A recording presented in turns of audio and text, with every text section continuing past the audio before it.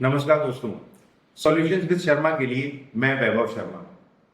गर्मियों का मौसम है, हर कोई परेशान है, लेकिन ऐसे में ठंडा पानी, चाहे वो पीने का हो या फिर नहाने का, हम सबको राहत देता है।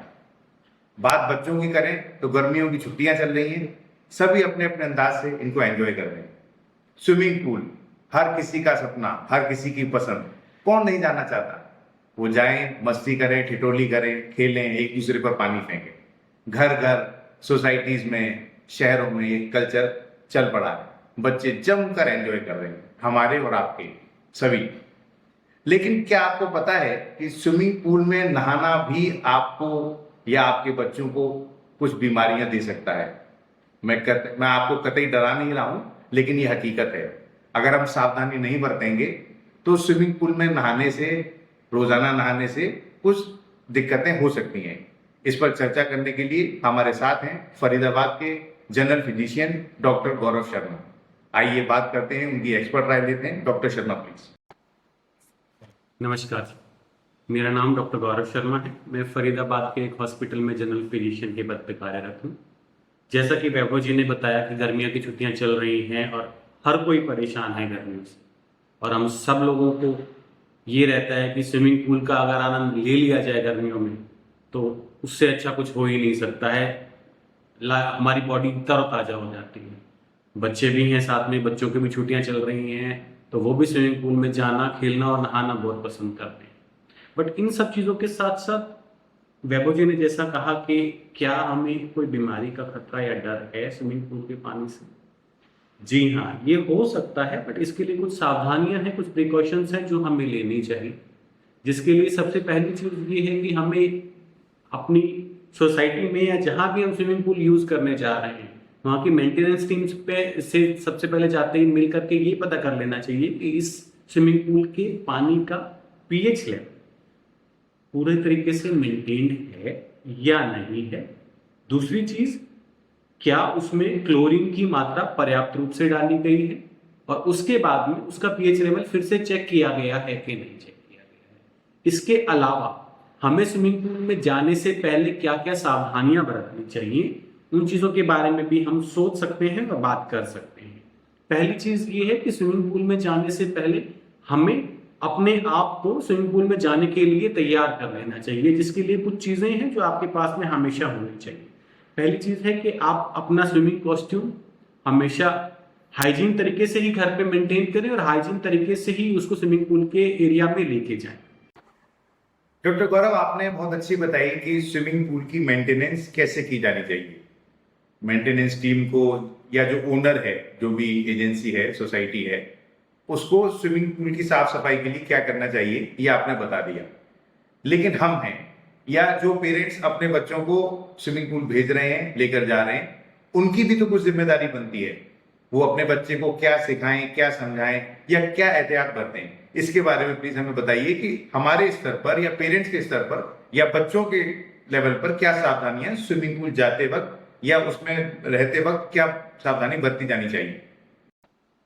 जी, तो पीएच बैलेंस वाली चीजों को हम जब अब जान चुके हैं, तो इसके बाद में अब हमें मेन चीज है कि हम स्विमिंग पूल वाले एरिया में आ चुके हैं। तो सबसे पहले क्या करना है हमें कि हमें अपने बालों में एटलीस्ट कोई ना कोई जेल या कोकोनट ऑयल वगैरह लगा लेना है, और आपने साथ में हमें एक सिलिकॉन कैप लेकर के आनी है। बिना कोकोनट ऑयल लगाए या बिना कोई भी ऑयल, जो हेयर ऑयल होता है वो बिना ऑयल लगाए हमें स्विमिंग पूल में एंटर नहीं करना है।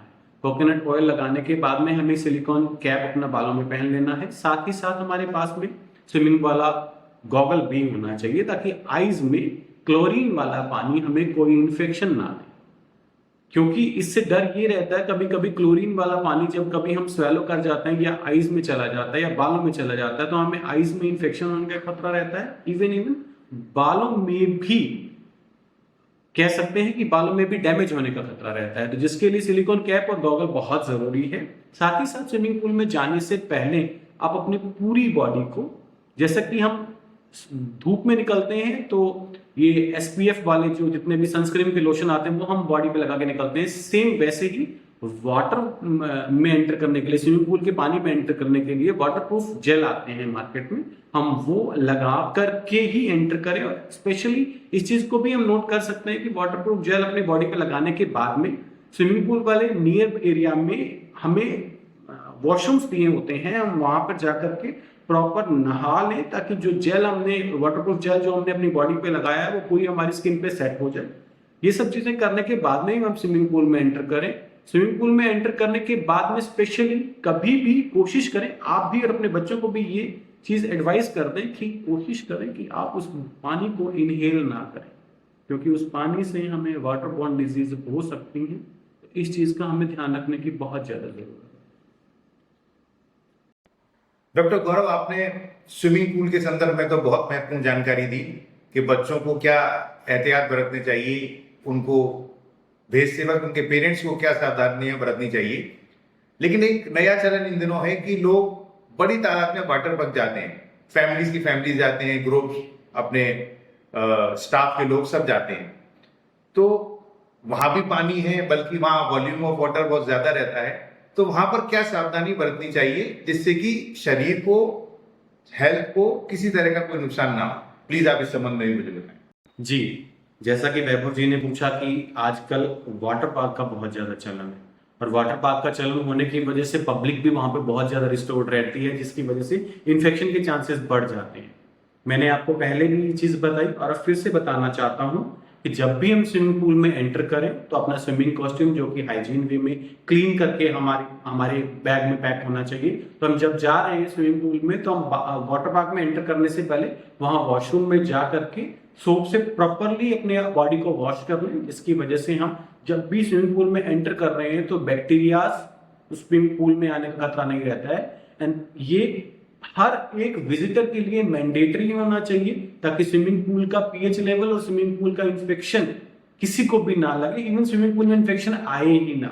जितनी देर के लिए स्विमिंग पूल में एंजॉय कर रहे हैं, एंजॉय करने के बाद में जब भी हम फ्री होते हैं, फ्री होने के तुरंत बाद हमें सेम वैसे ही आकर के वॉशरूम में पहले अपनी बॉडी को वॉश करना चाहिए, और वॉश करने के बाद में जो भी स्विमिंग कॉस्ट्यूम या टॉवल जो हमने यूज की है उसे घर आकर के अपनी वॉशिंग मशीन में प्रॉपर थोरली वॉश करने के बाद में धूप में सुखा देना चाहिए, जिससे कि उन ड्रेसेस के, टॉवल्स के बैक्टीरियाज किल हो जाए और नेक्स्ट टाइम के लिए यूजेबल हो। जी वैभव जी, जैसा कि आपने पूछा कि बच्चों को इससे क्या क्या तकलीफें हो सकती हैं अगर पानी स्वेलो कर लेते हैं। तो पानी स्वेलो कर लेने से बच्चे को वॉमिटिंग्स, बच्चे को डायरिया, बच्चे को पेन, पेट में दर्द, पेन इन एब्डोमेन, ऐसी तकलीफें हो सकती हैं, जिसके लिए हमें बच्चे का बिहेवियर, बच्चे का बॉडी टेम्परेचर ऑब्जर्व करना होगा फॉर नेक्स्ट 1 to 2 days। अगर ऐसा कुछ भी होता है तो डॉक्टर के पास विजिट करने की जरूरत है, और कोशिश ये करें कि इस कंडीशन में बच्चे को आप धूप में ज्यादा ना निकलने दें, जिसकी वजह से बच्चे की बॉडी डिहाइड्रेट भी हो सकती है और बच्चे को फीवर भी आ सकता है। जी। तो ट्राई ये करें कि बच्चा ज्यादा से ज्यादा पानी का इंटेक ले जी। और स्विमिंग पूल के पानी को इनहेल ना करें, यही उसे समझा करके रखें। अगर किसी भी कंडीशन में वो इनहेल या स्वेलो कर जाता है तो फिर आपको बच्चे को ऑब्जर्व करने की जरूरत है, जिससे आप बच्चे का बॉडी टेम्परेचर वगैरह नोट कर सकते हैं, ताकि बच्चे को कोई परेशानी ना हो। डॉक्टर गौरव, मैं आपका विशेष तौर पर आभारी हूं कि आपने हमें बताया, हमारे दर्शकों को बताया कि बच्चों की मस्ती रहे लेकिन वो बीमार भी ना पड़े। वो स्विमिंग पूल जाएं, एंजॉय करें, खूब मस्ती करें और किसी तरह की दिक्कत उनको ना हो। इसके लिए मैं आपका बहुत बहुत आभारी हूँ। बहुत बहुत धन्यवाद।